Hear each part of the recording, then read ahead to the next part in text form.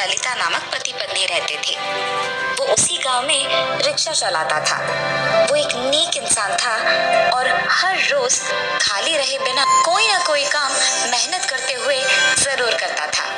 एक दिन सुबह वो जल्दी उठ के रिक्शा चलाते हुए रिक्शा स्टैंड के पास जाता है। स्टैंड पे अपने रिक्शा को लगा के वो कोई ग्राहक का इंतजार करते रहता है। इतने में एक आदमी रिक्शा स्टैंड के पास आता है।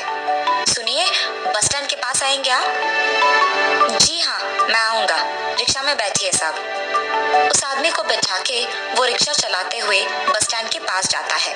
ऐसे ही मुझे हर रोज बिना खाली रहे रिक्शा चलाते रहना चाहिए, तभी मैं ज्यादा पैसे कमा पाऊंगा।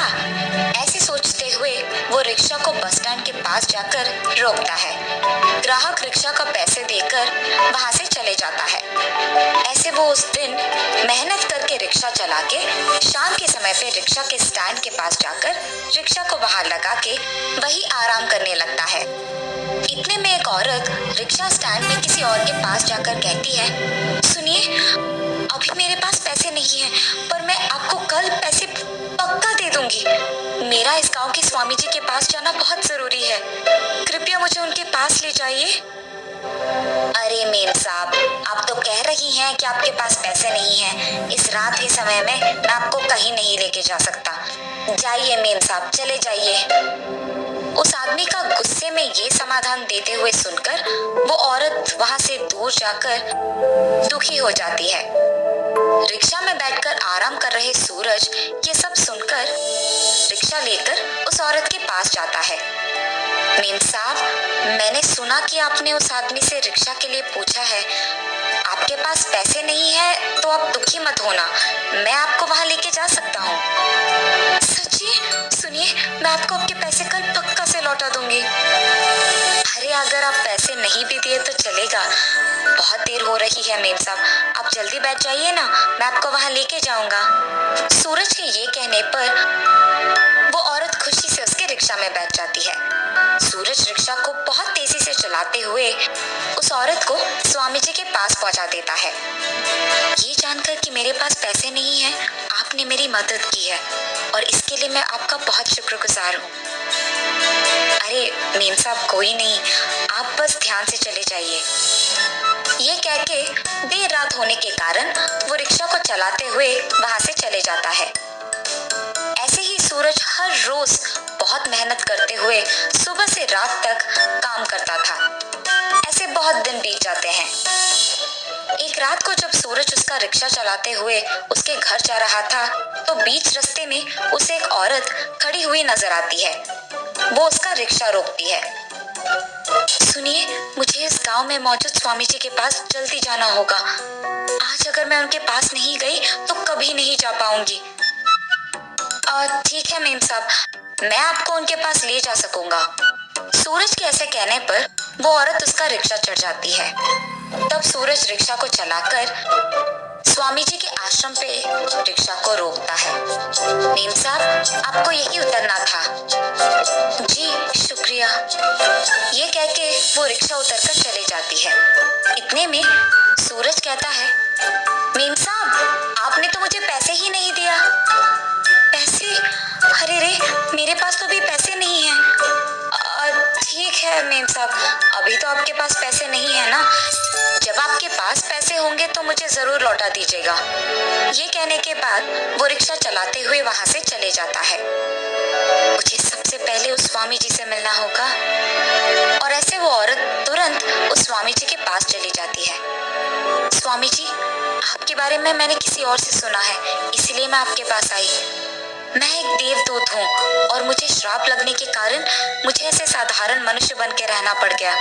अगर आज मैंने अपना पुराना रूप नहीं पाया तो मुझे हमेशा की तरह देवदूत नहीं बल्कि साधारण मनुष्य बन के रहना होगा। कृपया मेरी मदद कीजिए और इस श्राप से मुझे विमुक्त कीजिए।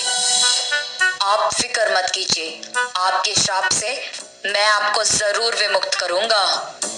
ये कह के वो स्वामी जी उनके पास मौजूद माया जल को उस औरत पे फुहारता है और तुरंत वो औरत एक देवदूत के रूप में बदल जाती है।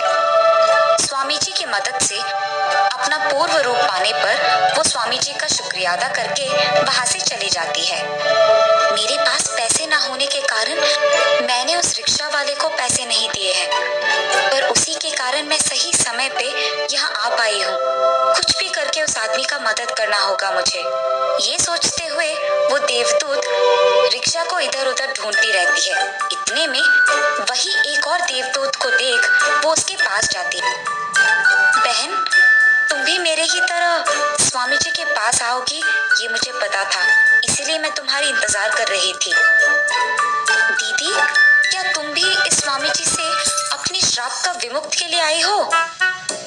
हाँ बहन, सही समय में मुझे एक ऑटो रिक्शा वाले ने यहाँ स्वामी जी के पास पहुँचाया, इसीलिए मैं श्राप से विमुक्त पाई हूँ।